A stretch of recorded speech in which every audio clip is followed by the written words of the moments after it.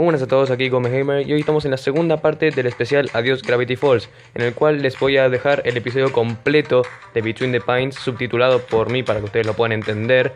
Pero antes de dejarles con el video, les quería desear muy rápidamente un feliz día de San Valentín para los que estén juntos o para los que estén solos, no me importa, pásenla bien todos. Así que bueno, yo ya me voy despidiendo, es como un hola y un adiós así muy rápido, pero bueno, es para no entretenerlos más, así que si les gustan mucho las series animadas, no duden en pasarse por la página de Facebook de Fandoms Latinos, ya que ahí publican todo tipo de cosas sobre las series animadas más conocidas como Gravity Falls, Steven Universe, Ricky Morty, también ¿cuál era? Hora de Aventura y muchas otras más. Así que si quieren pasarse por ahí, y también por mi tema de Quiz Up, donde les hago preguntas sobre toda la serie de Gravity Falls. Así que los dos links van a estar en la descripción. Y agradecería mucho que dejaran un like si les gusta, ya que no fue nada fácil subtitular todo este video, lo hice para ustedes, así que por favor, si les gusta, dejen un like, compártalo, suscríbanse para no perderse ninguno de mis videos. Y bueno, ahora sí, nos veremos en la próxima. Adiós, disfruten.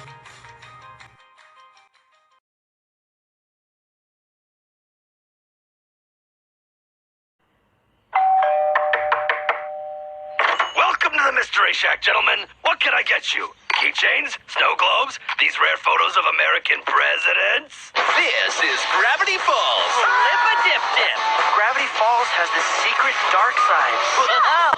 A small town in Oregon where preteen twins, Dipper and Mabel Pines. Wait. Time, baby. What are you doing here? No!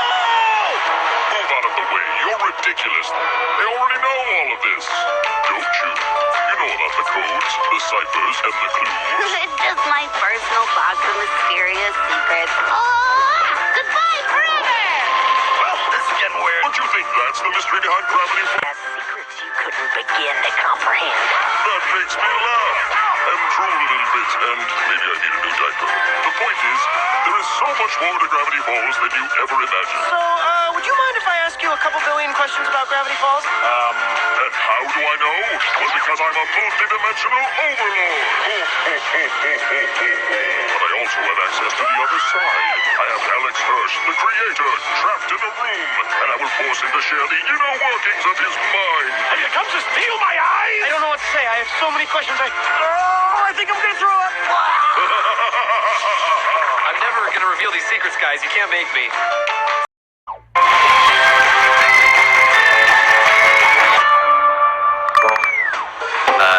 Time Baby, if Time Baby's ever trying to fight you, just leave the room. He doesn't have object permanent. He'll think you're not there anymore. Quit stalling, Alex. This show isn't about me. Reveal your secrets. Time Baby is a big dumb baby. I am not. What are you gonna do, Time Baby? Huh? You gonna zap me? Enough!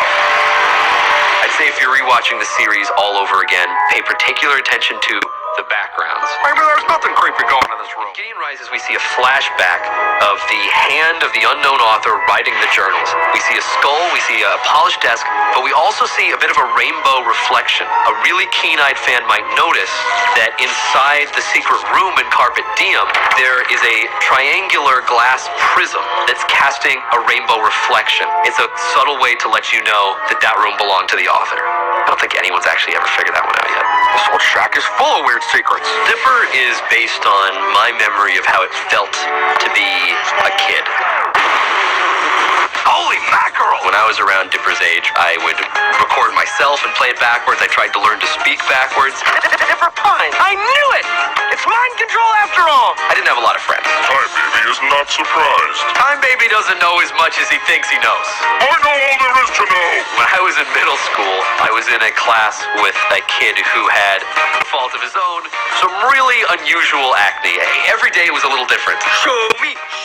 So I would sort of chart the constellations from my sketchbook, and I remember one day he had a perfect Big Dipper, the exact right dots on his forehead. That's how you got your nickname.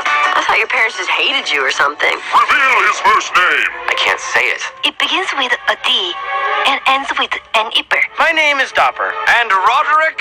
Actually, You, dear boy. Confirm. No. Now. I think Time Baby needs a nap. Your face needs a nap. Dipper and Mabel's first names have a similarity, but I will not tell you what that similarity is. Mystery twins? I thought you hated that. I'm starting to accept it. Fine, let's move on to Mabel.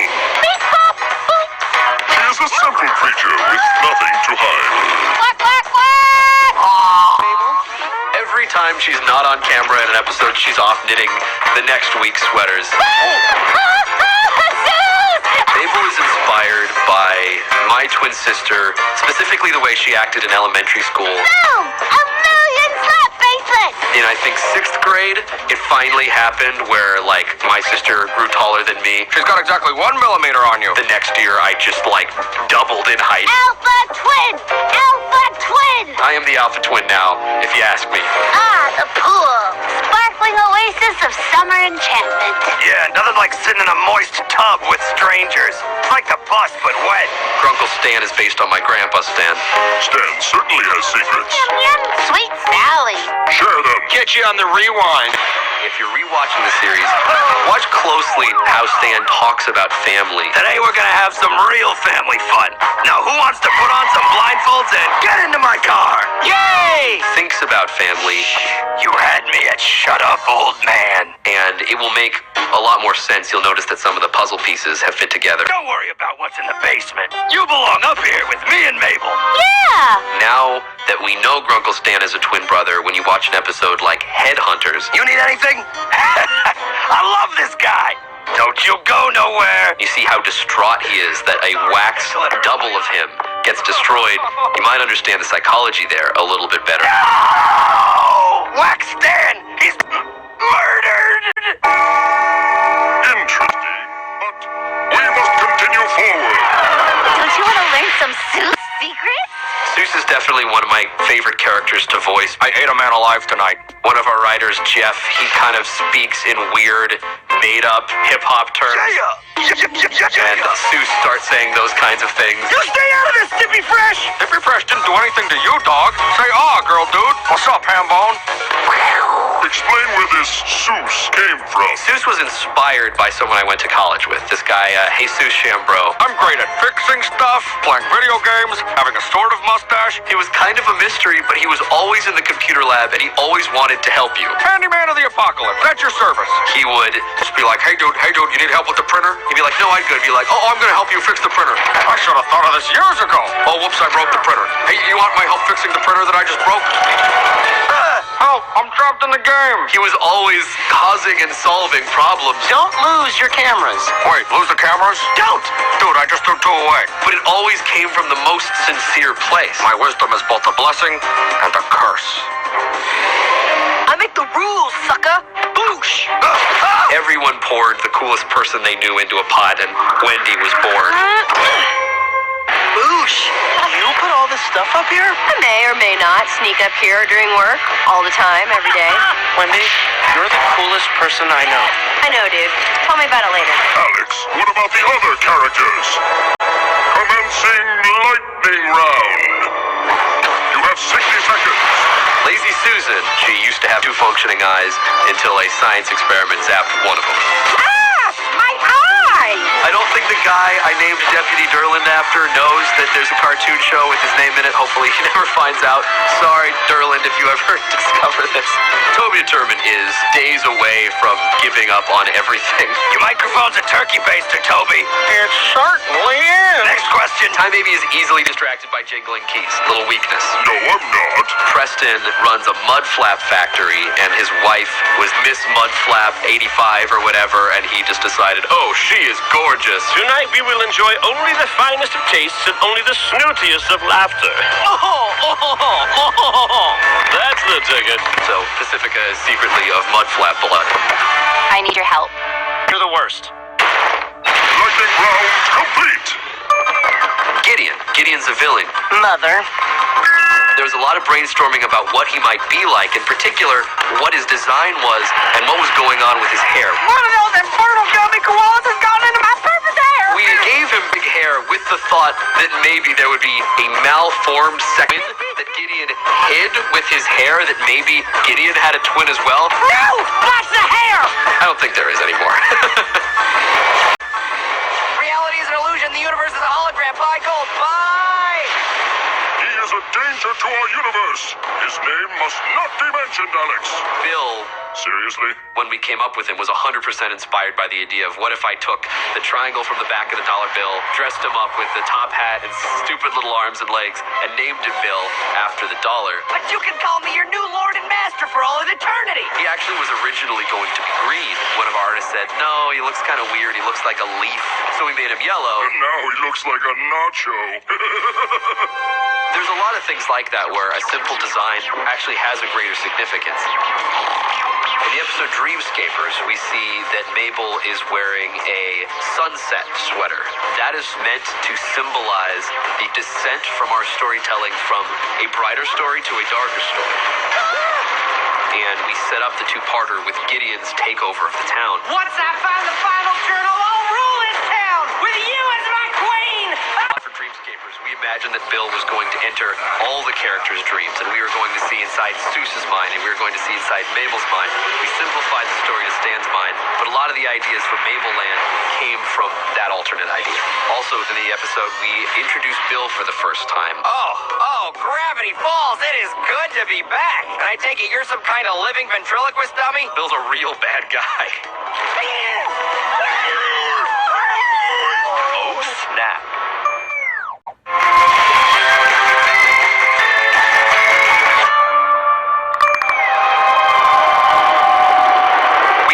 To The Duchess Approves, starring Sturley Stemble-Burgess as the Duchess and Grampton St. Rumterfravel as a irascible coxswain, Saunterblugget Hampshire. Forget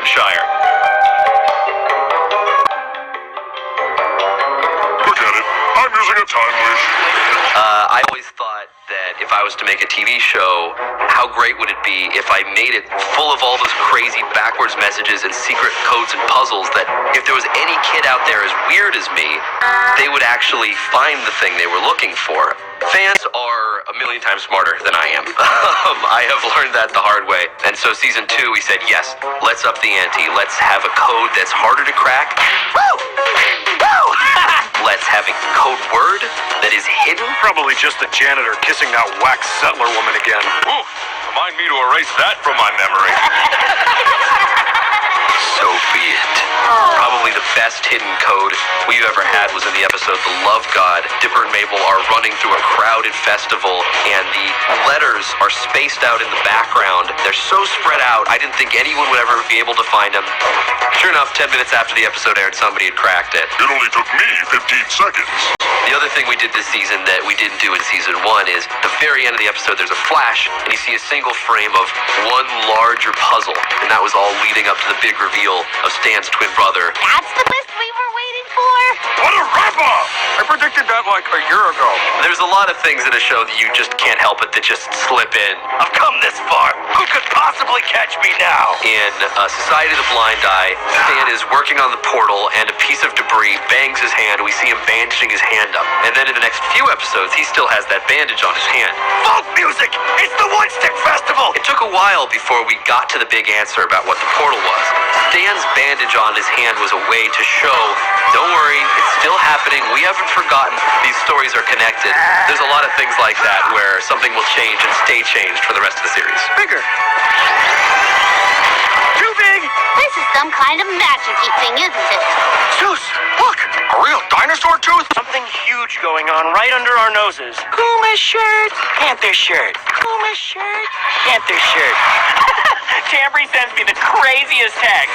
Each audience member gets to be Dipper and have a mystery to uncover. In this town, anything is possible. And not what he seems, Mabel's wearing a key. Our Uncle Stan might shoplift the occasional tangerine, but he's not some evil supervillain. This is because Mabel herself is ultimately the key to unlocking the portal. Look into my eyes, Mabel. You really think I'm a bad guy? He's lying! Shut it down now! Mabel, please! 10, 9. It's time for Wheel of Secrets. That red stuff on Norman's mouth, is it blood or is it jam? It really is. The gnomes recently had their gnome queen die, and as part of her funeral ceremony, they were all eating bereavement jams. This is normal. Originally, the multi anti-bear was going to be called the Bear Bear, and we specifically wanted a line where Dipper could say, "There, Bear Bear." Oh, that's a multi-bear. We have a reason that Blendon is bald. When he time travels, oftentimes he does it poorly and catches on fire. He has to slap himself and say, "Oh, pat down." He's burned off all his hair from botched time traveling. I don't know if it's some kind of paradox or if I'm just really tired. We ended up writing a song for McGucket where he sings about the Gobblewalker and how it's real and how it's gonna get you. And then we learned two things. One, the song was too long. Two, McGucket's a terrible singer. That's probably why I live in the dump. In A Tale of Two Stans, you see that Stan's science fair project that failed in high school was a football rope called Footbot. This is apparently a dream he has had for a very long time, and it's a very dumb dream. You didn't win anything. One secret about the show that not a lot of people know is that some names of incidental characters or side characters that don't really matter in the show, Hey, I'm Gabe Benson, y'all. This is Lee and Nate. the number of them are based on boys my sister had a crush on in middle school and elementary school. Awesome, Mabel. Don't treat me like a child, Tyler. She called me up and she's like, "What is that guy's name doing in there?" I was like, "Don't worry, I won't tell anybody." So please don't tell anybody.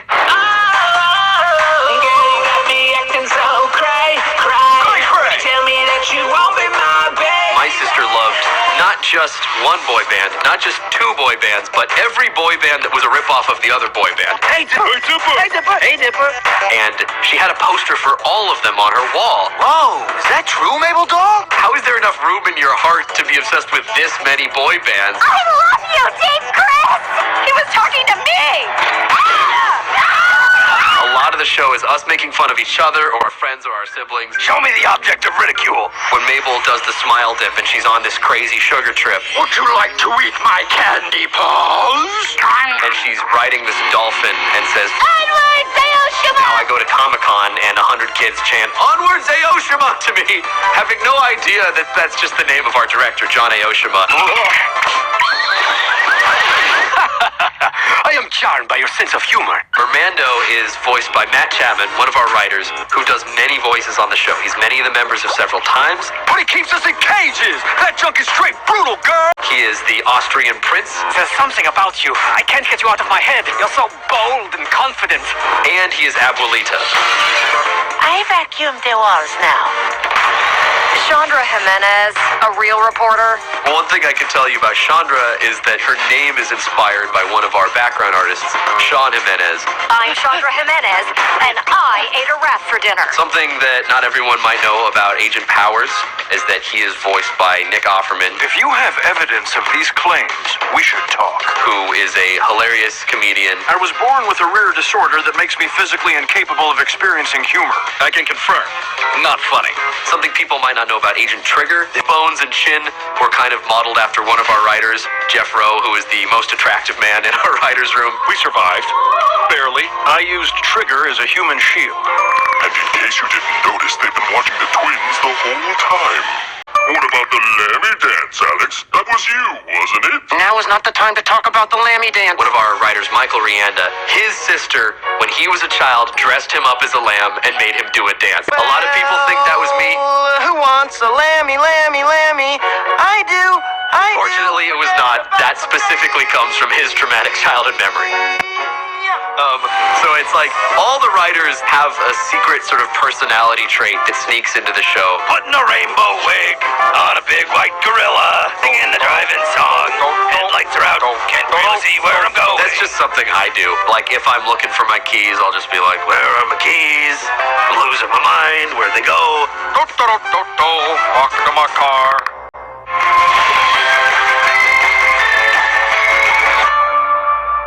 Time is running out, Alex. Tell them more. USA! USA! USA! Dancing, I think, would happen a lot in the writer's room. Beautiful! Michael Rianda, if it would be lunchtime, he would do lunchtime. Let's get. I think he did the first chant that ever appeared in the episode, which was all the teens going, Thompson! It's just an obnoxious thing to do, and once you get used to it, you can't stop. There's plenty of little cameos of mine in the show where my face will show up. People assume that that's like me, like, oh, haha, get this, like a little ego boost. The crew likes to make fun of me. And whenever they put my face in the show, that's their way of doing it.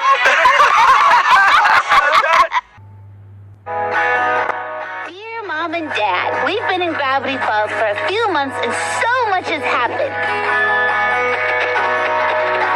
Ultimately, Gravity Falls isn't just about codes and Easter eggs, it's about characters. You need an amiable sidekick with a pickup truck? You know I do.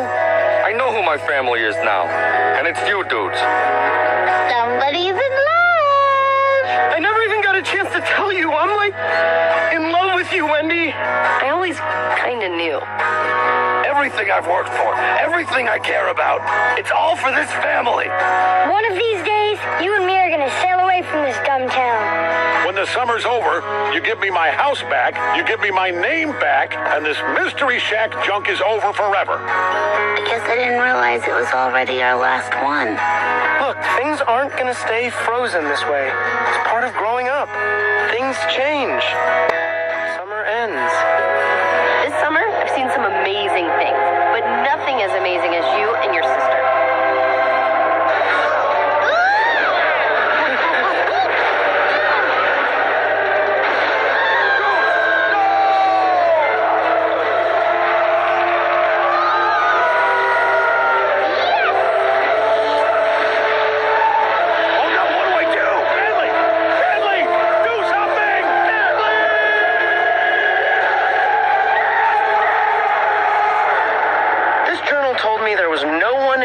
Falls I could trust. But when you battle 100 gnomes side by side with someone, you realize that they've probably always got your back. I mean, who would sacrifice everything they've worked for just for their dumb sibling? Don't worry, bro. Wherever we go together. I don't know what's gonna happen in the future, but whatever it is, you don't have to fear because we'll do it together. Is there no one who will save the people of this town? Let's beat Bill and grow up together.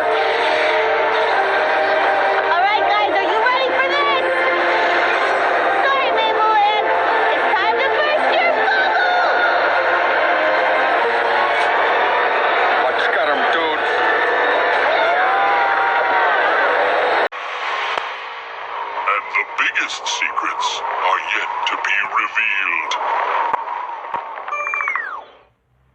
Get it! Get it! Get it! Get it! Get it! Get 'em! Get 'em! Got it! You guys aren't actually going to put this on TV, are you? All right, I'm done here. Oh!